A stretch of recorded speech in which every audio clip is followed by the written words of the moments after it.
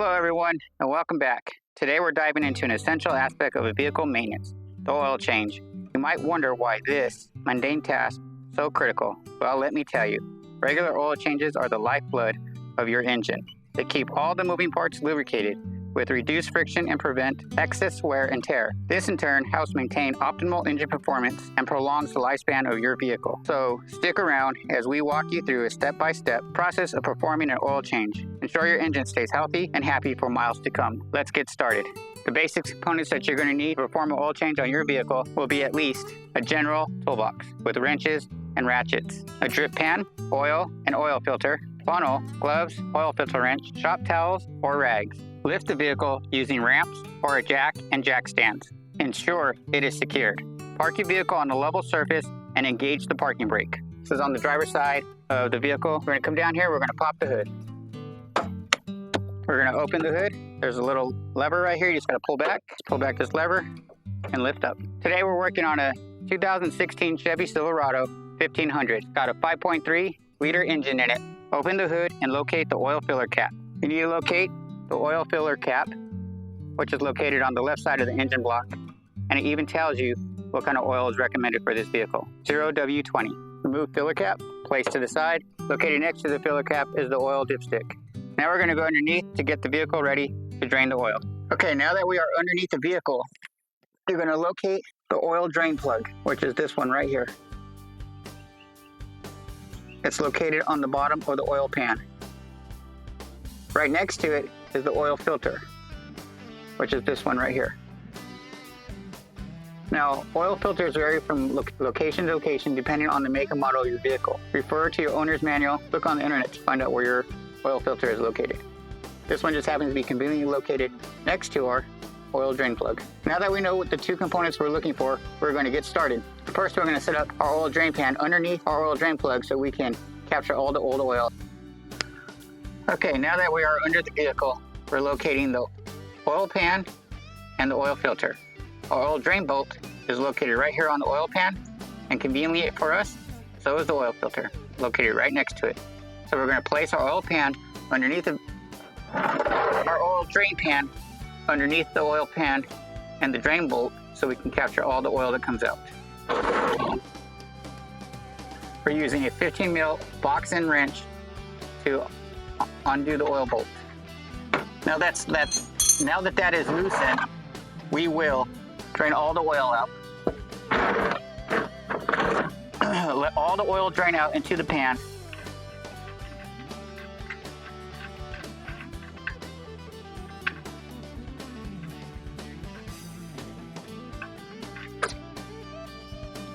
Oil plays a critical role in lubricating various components within the engine, ensuring smooth operation and minimizing wear and tear.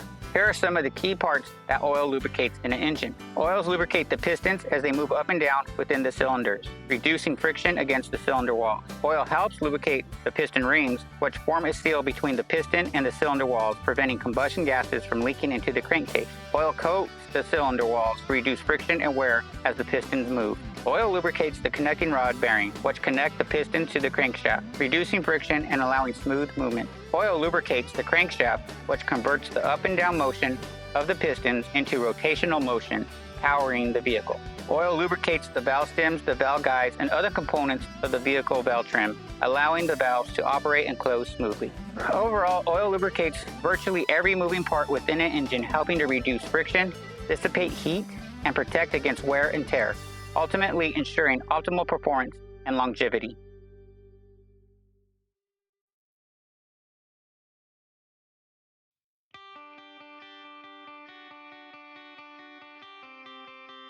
Now that all the oil is drained out, use an oil filter wrench to loosen and remove the old oil filter.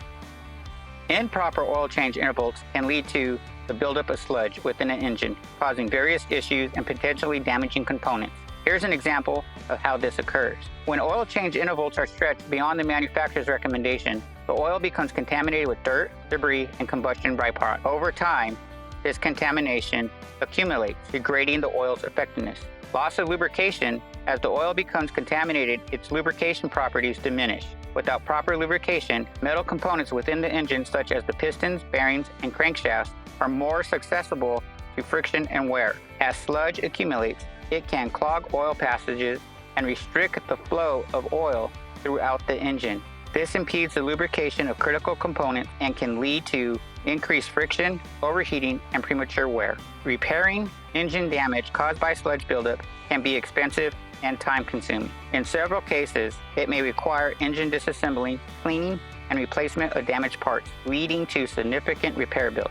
In summary, failing to change the oil at regular intervals allows contaminations to accumulate, leading to the formation of sludge within the engine. This can cause a range of problems, from reduced performance and efficiency to severe engine damage. To prevent these issues, it is essential to follow the manufacturer's recommended oil change intervals and use high-quality oil suitable for your vehicle's engine.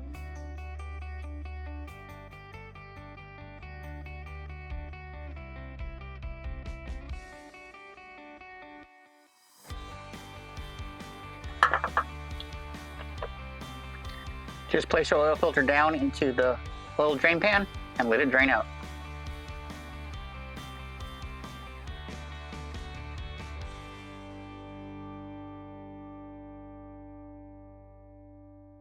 With shop towels or rags, clean up the area. So for today, for our oil change, we're going with Mobil 1. Not a sponsor. Not a sponsor. It's just what's recommended from the manufacturer for this vehicle. So right here is the part number for a 2016 Silverado oil filter. And this is the 020W. So right here is the rubber O-ring. We're going to lubricate that lightly with new fresh oil, and we will fill the oil filter up. Now that that is full, we'll get fresh oil, and lightly lubricate the rubber gasket. All right, now that we're underneath, we're going to reinstall the oil filter. But first, we're going to clean up the area and make sure that the old oil seal is not stuck to the top. Now we will reinstall the oil filter.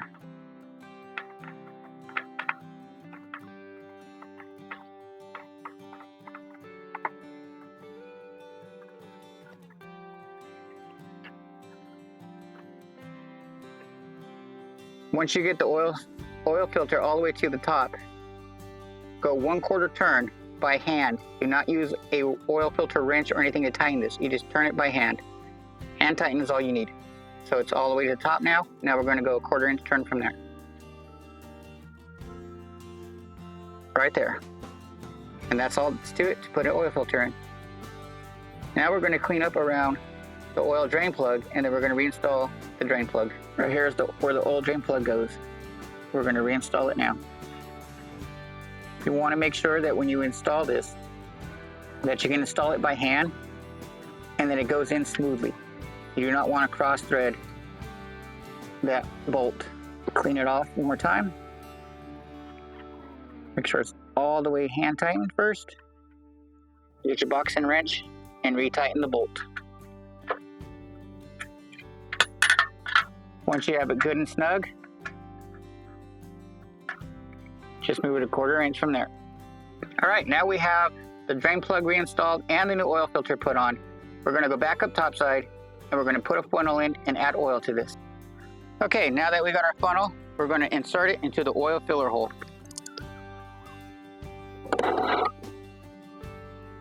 Fill it with oil. On this vehicle, we're going to put about 8 quarts in it, and then we'll check to see if we need to add more. You don't want to overfill. Now that the engine's all filled with oil, we're going to replace the oil filler cap. We're going to start the vehicle up and see if we need to add more oil. All right, now that we're in the truck, we're going to start the engine up. There's the odometer.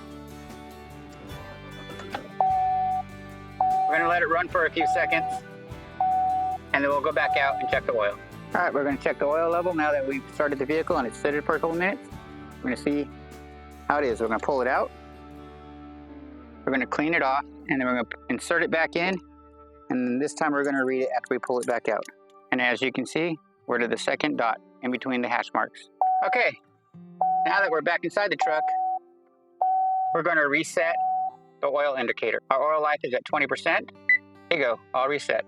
All you do is go to your oil indicator and then hit the check mark and just hold down until it goes to 100. Well, that concludes it for today's video. Thanks for coming along with me on this one. I hope you learned the basics on changing oil. If you like little maintenance tips and tricks like this, please let us know down in the comment.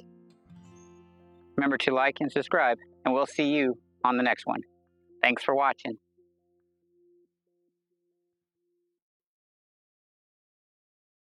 Please remember to always recycle your oil with your state and local laws.